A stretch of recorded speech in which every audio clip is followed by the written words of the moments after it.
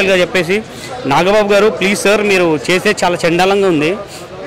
ఎందుకనంటే మీరు power star Pawan కళ్యాణ్కి మీరు స్టార్టింగ్ నుంచి సపోర్ట్ చేస్తుంటే డెఫినెట్గా మేము okay as a power star Pawan Kalyan die hard ఫ్యాన్గా చెప్తున్నాను.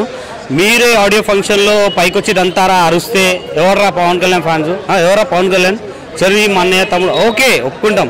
కానీ మీరు తంతా అన్నారు అభిమానులు, అది మాత్రం మేము మర్చిపోం సార్ ఎన్ని రోజులకైనా. అండ్ అల్లు అర్జున్ కూడా సేమ్ అలాగే అన్నారు.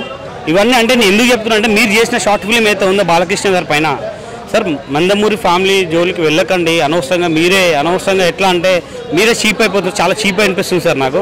Megastar brother, power star brother అట్లాంటి చిన్న చీప్ టిక్స్ అంటే మీరు ఏదో సొంతగా ఛానల్ క్రియేట్ చేసి ఆ ఛానల్లో వేస్తున్నట్టున్నారు వ్యూవర్షిప్ కోసం, లైక్స్ల కోసం, డిస్ప్లే కోసం. కానీ చాలా చీప్గా ఉంది సార్. మీరు వేరే విధంగా ట్రై చేయండి. లేదంటే మీ షార్ట్ ఫిల్మ్ ఏమైనా ఉంటే చెప్పండి, నేను వచ్చి డైరెక్ట్ చేస్తాను.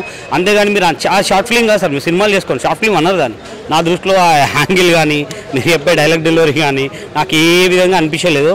ఆ షార్ట్ ఫిల్మ్ తీస్తే ఒక మంచిగానే తీయండి, అంటే సినిమాలు చేసుకోండి. లేదా షార్ట్ ఫిల్మ్ మాకు వదిలేని మేము చేసుకుంటాం.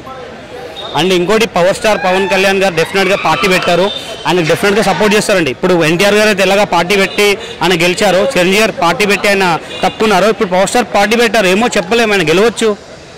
వీళ్ళు support power star Pawan Kalyan. అంతేగాని మీరు అనవసరంగా మీరు బాలకృష్ణ గారిని అంత చీప్ చేస్తూ మాట్లాడారు. Is a super star, CM కొడుకు అండి. సీఎం కొడుకు, సీఎంని మన ఆంధ్రదేశాన్ని 2 రాష్ట్రాలను పరిపాలించిన సీఎం కొడుకు ఆయన బాలకృష్ణ గారు. సో ప్లీజ్ దయచేసి ఆయన జోలికి వెళ్ళకండి. ఆయన వాళ్ళు ఎలా ఉన్నారో అలా ఉండివ్వండి, మీరు ఎలా ఉన్నారో మీరు ఉండండి. అన్నదిగా ఇలాంటి చిల్లర వేషాలు వేసి చిల్లర పని మానేయండి sir. It's my request of power star Pawan Kalyan తరఫున రిక్వెస్ట్ చేస్తున్నాను. పవర్ స్టార్ గారు ఎప్పుడు ఏమీ ఇలాంటి విషయాలు నేను ఎంకరేజ్ చేయరు. సో డెఫినెట్గా మీరు తగ్గిస్తే మంచిదని నేను కోరుకుంటున్నాను as a power star Pawan Kalyan ఫ్యాన్గా. Thank you. చూసినప్పుడు ఎలా ఆదుకున్నారని చూపించారు. బాబు గారు వల్లే మళ్ళీ పార్టీ రావడం జరిగింది.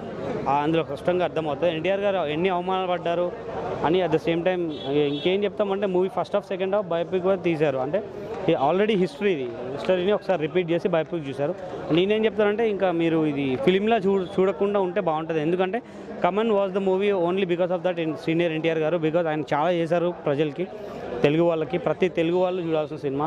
ఇక వాళ్ళు ఈ సినిమాకు వంకలు పెట్టి పేర్లు పెడితే మాత్రం డెఫినెట్గా వాళ్ళు తెలుగు వాళ్ళు కాదు అని మాత్రం డెఫినెట్గా నేను ఖచ్చితంగా చెప్తాను. సినిమాగా చూడకండి, బయోపిక్లా చూడండి. కమన్ ఎంజాయ్ అంటే తెలుసుకోండి. అంటే ఒక ఎన్టీఆర్ గారు అంటే ఎవరన్నా నెక్స్ట్ జనరేషన్ అందరికీ తెలిసేలా బయోపిక్స్ ఉన్నాయి కాబట్టి గో అండ్ వాచ్. ఒక్కసారిగా మళ్ళీ రివైండ్ అయిపోతాయి మెమరీస్ అందరికీ. అది మాత్రం చెప్పగలుగుతా. ఫిలిం ఇప్పుడు నాగబాబు గురించి మాట్లాడానంటే ఇప్పుడు ఆయన ఆ సిచ్యువేషన్లో వాళ్ళు అన్నారు. సో డెఫినెట్గా నేను చెప్పాను. సో ఆయన లైట్ తీసుకున్నప్పుడు నేను అదే పవన్ కళ్యాణ్ ఫ్యాన్గా నేనేం ఫీల్ అవుతున్నానంటే ఇప్పుడు ఎన్టీఆర్ గారు ఒక స్టార్ హీరో నుంచి వచ్చి పార్టీ పెట్టి సక్సెస్ అయ్యారు. So power star Pawan Kalyan కూడా అలాగే స్టార్ హీరో హోదాల నుంచి వచ్చి పార్టీ పెట్టి జనసేనగా ఆయన కూడా ఒక హిస్టరీని క్రియేట్ చేయాలని కోరుకుంటున్నాను డెఫినెట్గా. అది మాత్రం చెప్పగలుగుతా. ఇంకా నాగబాబు గారు అంటే నాకు సంబంధం లేదు. I only love power star. ఆయనది నెగిటివ్ షేడ్ కాదండి. ఆయనది ఉన్న పార్టీ అప్పుడున్న ఆ టైంలో ఆయన ఎట్లా సపోర్ట్ చేస్తారని చూపించారు.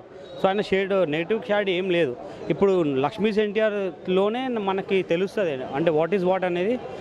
పార్ట్ 3లో వర్మ గారు చూపిస్తారని అనుకుంటున్నాను. అసలు ఏం జరిగింది ఆ తర్వాత అని. విజయం సాధించే వరకు మళ్ళీ పార్టీ పెట్టే వరకు బాబు గారు ఎంత సపోర్ట్ చేస్తారో చూపించారు.